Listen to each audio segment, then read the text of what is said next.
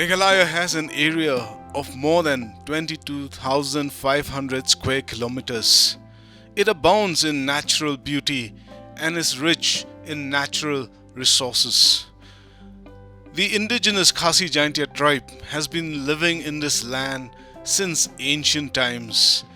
The valleys and hills, interspersed with rain-fed streams and rivers, have been sustaining the community since time immemorial. Traditional and indigenous farming practices have stood the test of time, providing food security to a number of villages till today.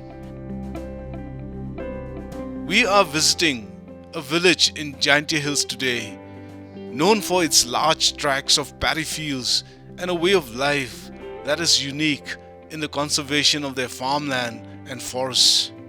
It's the harvest season in the Khasi Jaintia Hills, and we are traveling to one of the most fertile regions of Jaintia Hills, a village called Nangbah, about 73 kilometers from Shillong.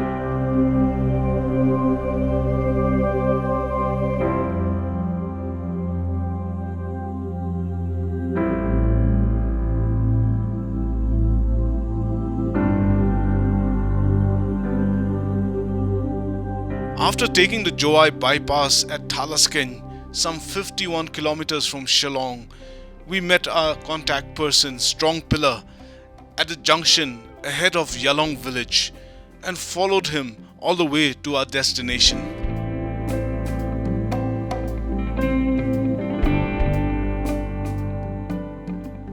Our first stop is the property of the Rangbah, a paddy field surrounded by pine forests, where the harvesting of rice was being carried out in the field.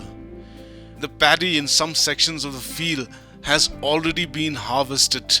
It's a large area, and we moved on to the patch where the paddy was being cut and tied up in bundles to be threshed later on. The task is divided between the harvesters and the women who collect the bundles of rice in their conical baskets, which they carry to the shed where the rice grains are separated from the chaff.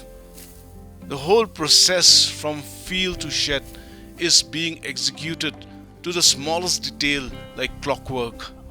This is rice country, and it was a privilege to witness the harvesting and the farming methods which was being enacted in front of us.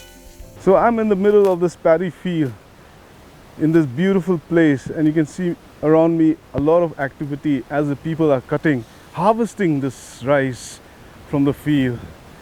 This is the best season of the year because this is the harvest season, and we are in one of the most productive places, productive villages in Meghalaya. This is Nangbah.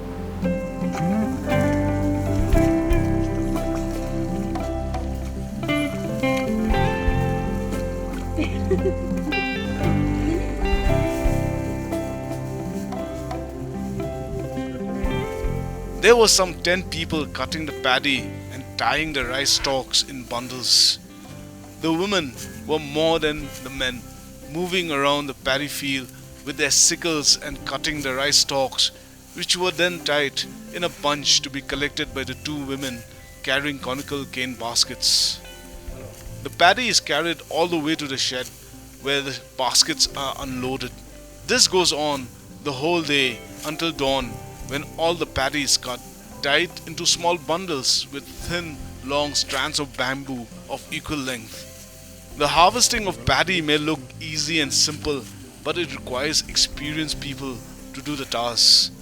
Nangbah is one big paddy field surrounded by more than 1,000 households, and the majority of the locals are involved in rice cultivation. Finding experienced hands at sowing and harvesting is not a difficult task here. Our next stop was at one end of the paddy field, where we were shown how the water is diverted for irrigating the fields. It's an age-old practice where the water channel is dammed to control the flow of water as and when required. So this is one of the traditional ways in making dams what they use is they use a straw and they use the mud from this channel. They'll block this channel and they'll make another channel for the water to go to another rice field. So this is a unique thing, and it's still being practiced. It is still relevant in this day and age. Using all the natural resources available, this is probably indigenous and one of the earliest ingenious engineering skills of constructing dams and practicing irrigation in the Khasi Jaintia Hills.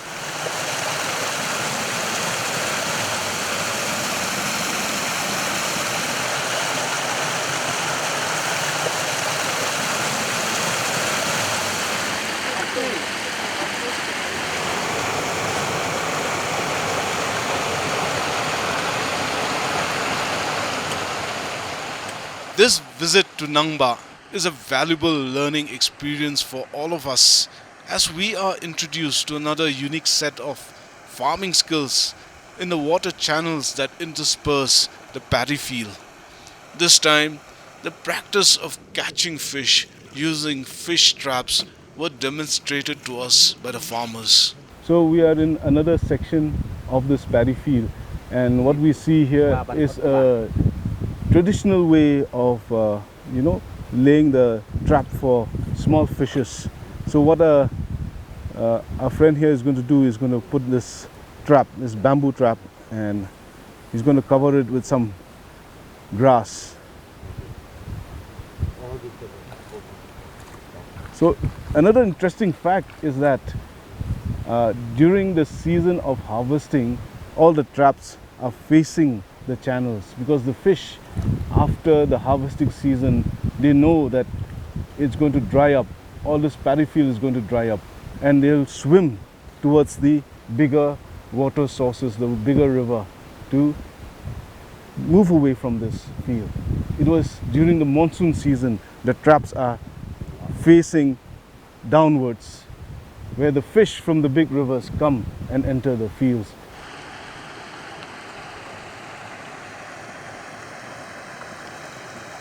So this is another section of the field where these fish traps have been laid, and our man here is going to show you how much fish he has caught. You can see the fish jumping out. Lots of fish out here. You can see.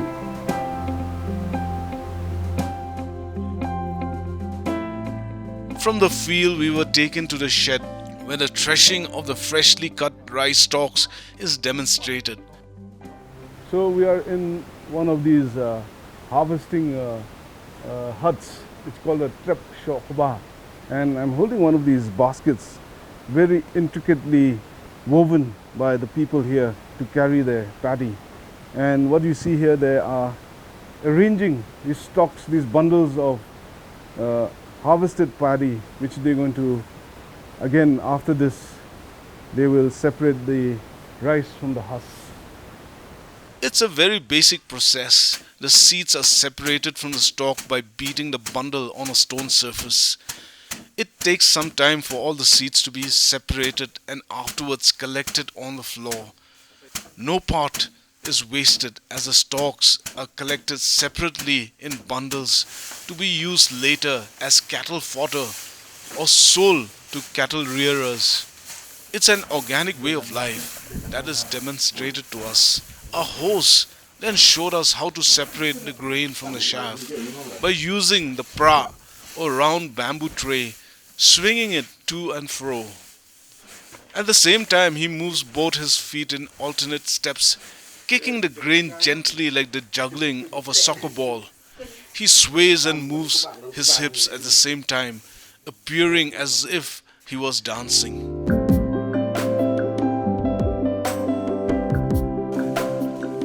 Cattle rearing is an important source of livelihood in Nangbah.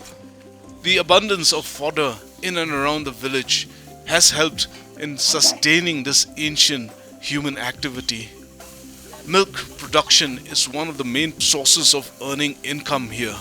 The cattle herder we met told us that he earns his living the whole year herding the cattle in the fields. Arpundri hoja, hake sisnem, poro sisnem pipet ini masih. Teka bam lalaj, teka sa lad.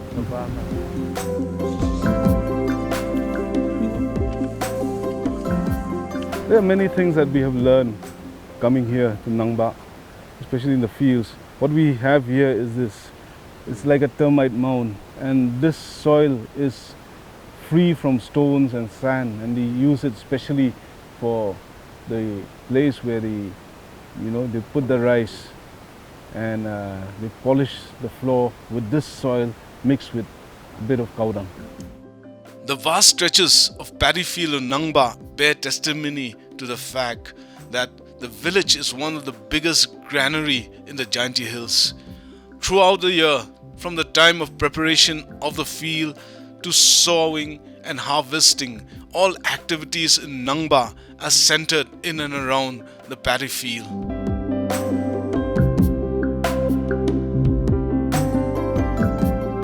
A bird's eye view of the field is an interesting collage of geometric design, squares, rectangles, triangles, and polygonal structures and surfaces, and in between, the mirror-like water channels and rivers and wooded enclaves, all forming one beautiful, intricate pattern like a patchwork of layers of fabric, like a green quilted jacket.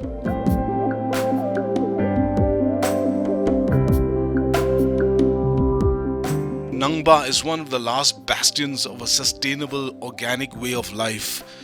The farming community, the green fields of paddy, the cows, their milk, and the organic manure all depend on one another. It's essentially a symbiotic relationship which is being played out before us.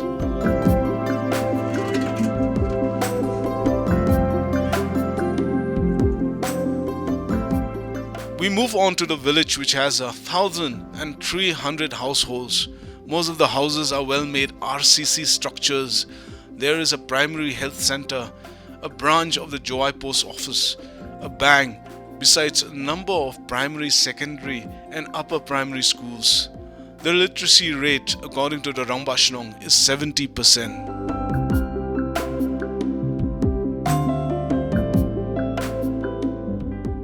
The village has grown through the years, although most of the households are concentrated in and around the traditional marketplace, the Yao Musiang area. There are a few landmarks in Nangbah. One is the river Mintang, which is the lifeline and circumvents the village. Another prominent land feature is Lom Yongthulen mountain at some 4,400 feet above sea level. At the center of the village is the heritage site Yao Musiang, an important religious and cultural landmark of Nangbah village.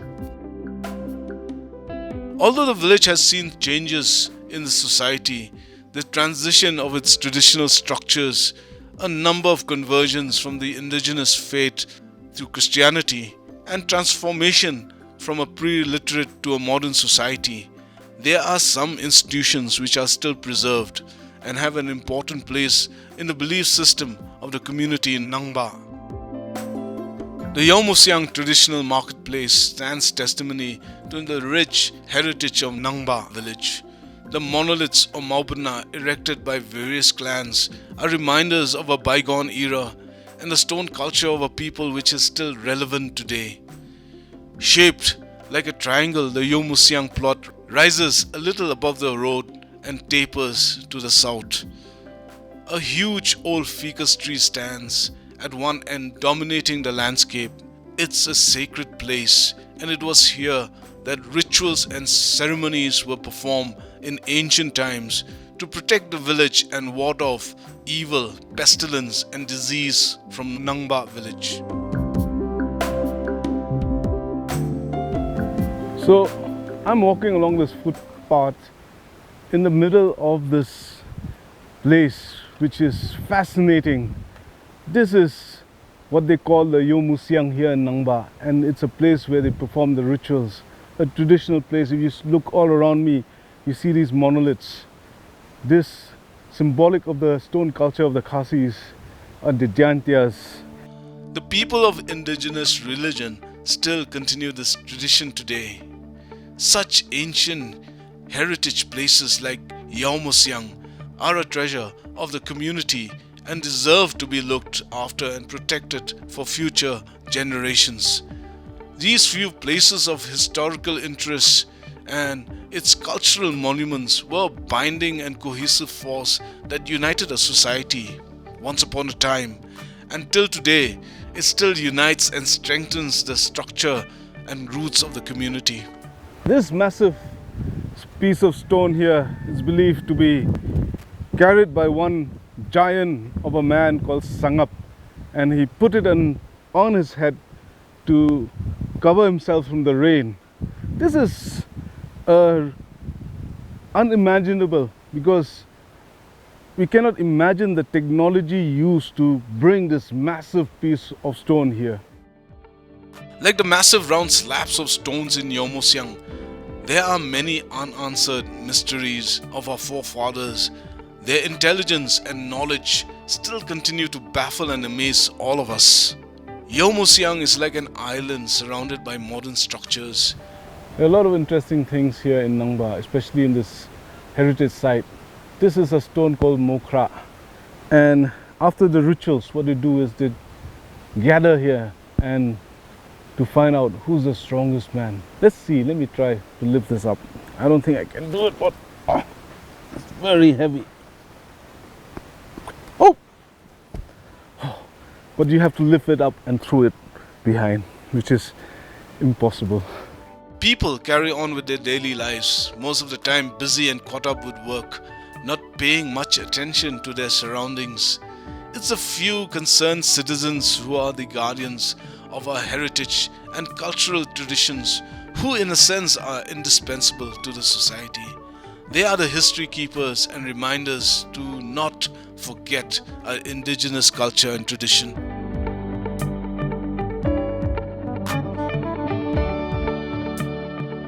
The day was drawing to a close and we had another 2 to 3 places to visit. Our next stop was a sacred grove where the followers of the indigenous religion, also known as Nyamtre, gather once a year to perform their rituals for the well-being of the community. So I'm walking here in the middle of a sacred grove, sacred forest, and this is a particular area in Nangbah where they perform some religious ceremony, and this religious ceremony is about a ritual that sacrifices a bull. The bull is sacrificed with an arrow. A single shot of an arrow in the yesteryears would have been sufficient, and it is still being practiced today.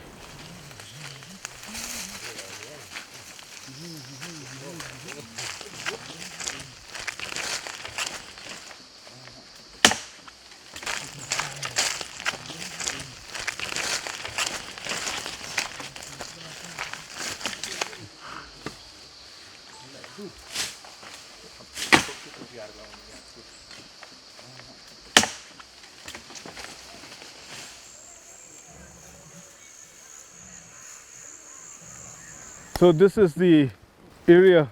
It's a brown bull which is sacrificed at this very site once a year. This ritual is performed every year annually to protect the village against evil spirits and to welcome a harvest, a bountiful harvest in the village. So this is basically the religion of the indigenous people here in Nangbah. From the sacred grove, we move on to another part of the village where a family are harvesting from their paddy field. As we proceed to the field, we observe that almost every family is engaged in the process of harvesting rice. It's the most common activity during this time of the year.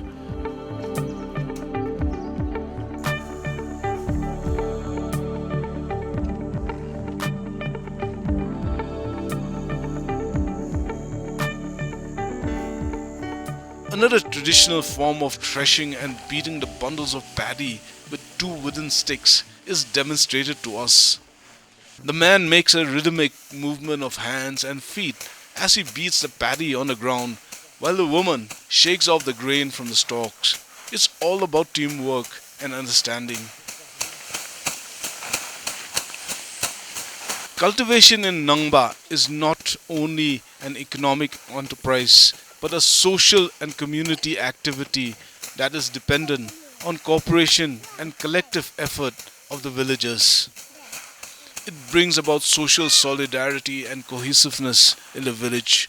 Every cultivator is reminded of the importance of a helping hand in the process from sowing to harvesting, without which the whole activity would cease. Even though most of the labor is hired, a good harvest still depends on the cooperation and helping hands of the neighbors.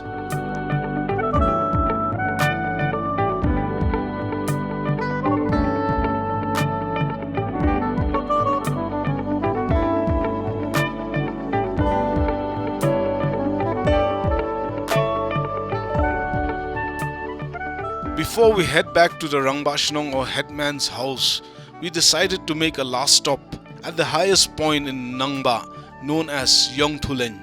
From the top, one can have a 360 degrees view of the land. There are a number of stone structures on the surface symbolizing the patron god of Nangbah village. The three big stones are arranged together in such a way that it resembles male virility.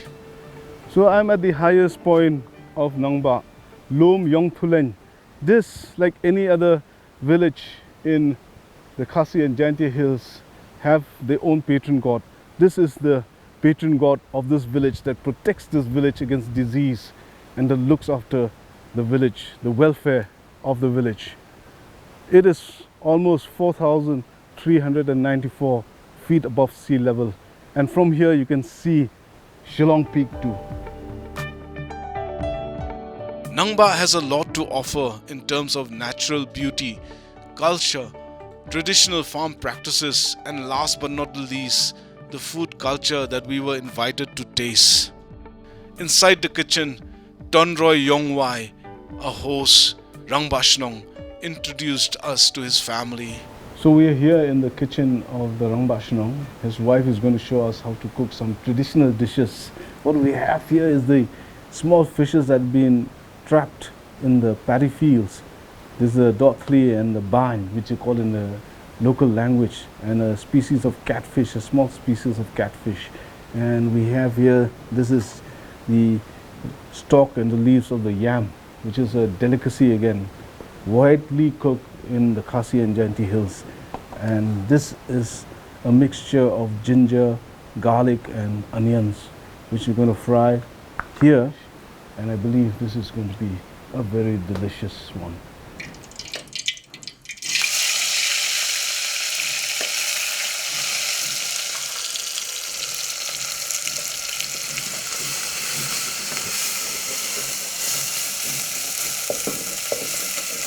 Now she's adding the fish and it's looking really good.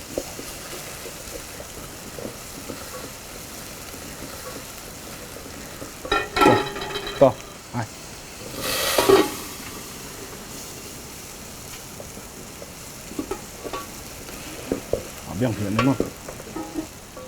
So we're going to add the yam, or what they call in the local language, kawang. So this will reduce and go down to almost below half the pot. Another favorite dish is tungrambai, made from boiled soya bean paste with black sesame seeds, ginger, garlic, onion paste, turmeric, chilies, and small chunks of pork. It is a specialty in Jaintia Hills, and you won't get a better example of a delicious ethnic dish than tungrambai. However, unlike the normal tungrambai, known to emit a pungent smell, this dish today does not smell at all. Garlic and onions.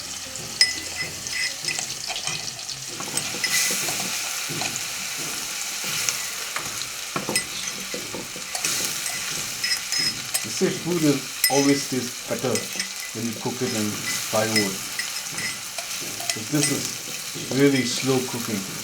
Then she adds in the sesame, the neiyong, the black sesame, crushed with a little water. And she adds in some turmeric and a little water. The way they cook it in Nangbah is really different, because how we cook it in Shillong or in other places is slightly different. Next, she's going to add this soybean paste, and this is the main ingredient, the soybean which has been crushed and boiled. This is what gives it the unique flavor. This is what they call tung rumbai. Tung means a pungent smell, and rumbai is the beans. Next, she's going to add the raw turmeric and the ginger, which they call the ing makir. It's a particular ginger which is much more heat. There's more heat and adds a lot to the flavor of this dish.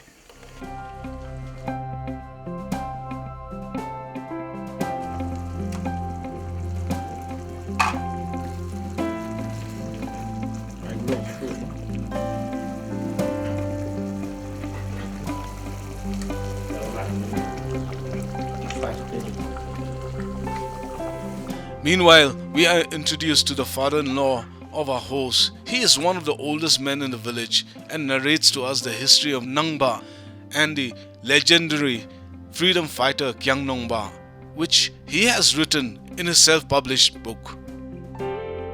So this is another dish. This is called the Sintu Yingdem.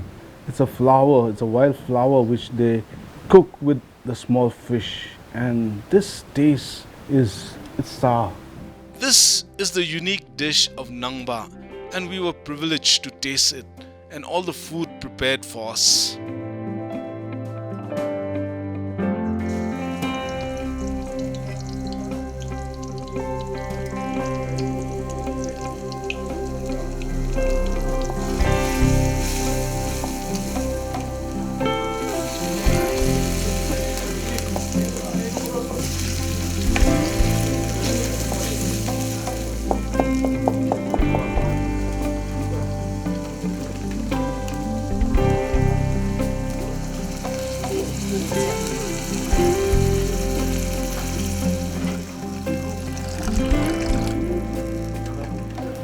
Let me have my moment here now.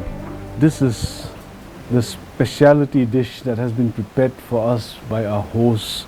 This is the rice that has been harvested from the paddy fields here in Nangbah. This is the flour and the small fish. This is called kutung, which is fried and dried fish. This is the turumbai. Turumbai is the fermented beans cooked for some time. This is the yam and the small fish. This is a squash. This is tungtap, again fermented fish. This is the pork cooked in black sesame seeds, and this is the chicken.